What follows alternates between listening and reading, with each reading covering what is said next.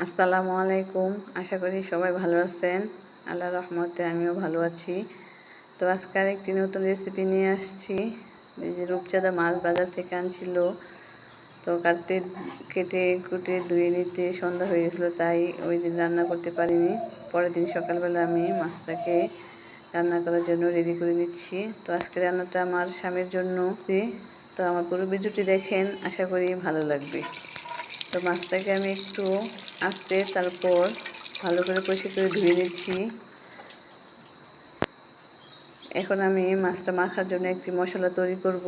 তার জন্য আমি আদা রসুন বাটা নিয়েছি, দিয়ে দিচ্ছি হলুদের গুঁড়া, মরিচের গুঁড়া, দিয়ে দিচ্ছি ধনিয়ার গুঁড়া, আর দিয়ে দিচ্ছি স্বাদ মতো লবণ। এরপরে এখানে একটু তেল দিয়ে আমি মশলাটাকে ভালো করে মেখে নেব। এর সাথে দিয়ে দিচ্ছি 1 চির লেবুর রস।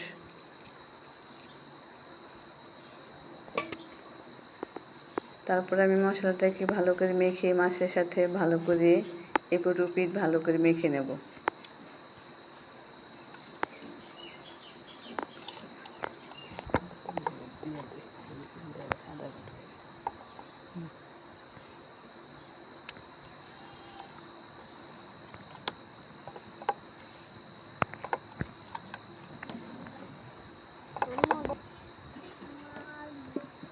ভালো করে মাখানো হয়ে গেছে। এখন আমি মাটির জ্বলন্ত চুলার মধ্যে একটি কড়াই বসিয়ে দিয়েছি। তারপর এর মধ্যে দিয়ে দিচ্ছি তেলটা গরম হলে তারপর এর মধ্যে পুদিনা পাতা দিয়ে দিচ্ছি।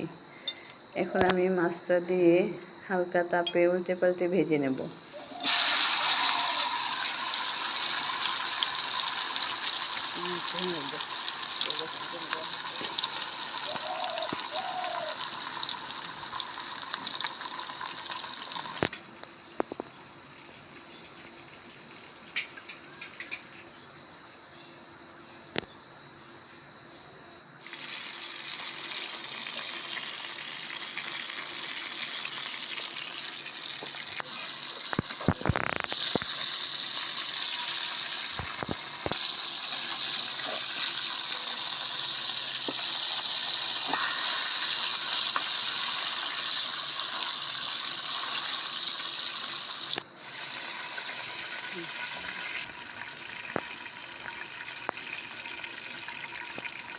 হালকা তাপে আমি উল্টে পাল্টে ভেজে নিয়েছি। এখন আমি কিছু পেঁয়াজ বেরেস্তা করে নেব।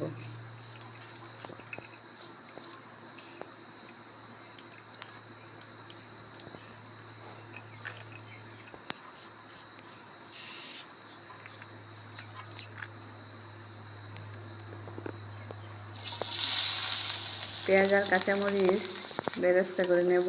তারপর মাছের উপর দিয়ে দেব।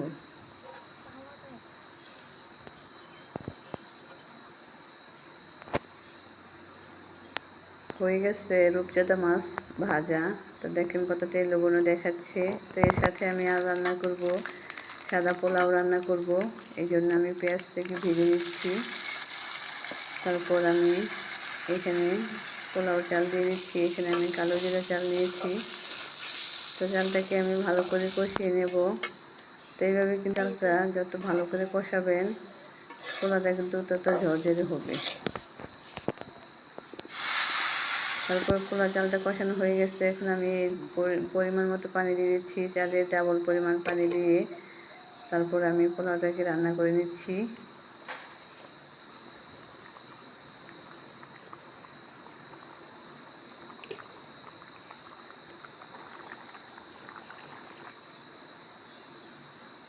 পোলাওটা রান্না করা হয়ে গেছে। এখন আমি পরিবেশন করব।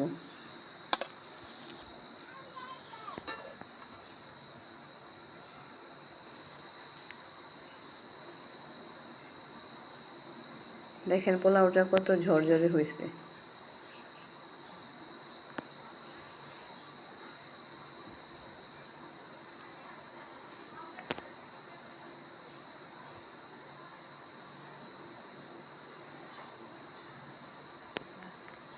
পরিবেশন করার জন্য আমি উপর দিয়ে পেঁয়াজ দিয়ে তারপর দিয়ে দিচ্ছি লেবু, পেঁয়াজ। এখন সব কিছু নিয়ে আমি অপেক্ষা করতেছি আমার ভালোবাসার মানুষের জন্য, যার জন্য আমি রান্না করছি। অপেক্ষার প্রহর শেষ। এই যে এখন খাওয়া দাওয়ার পালা।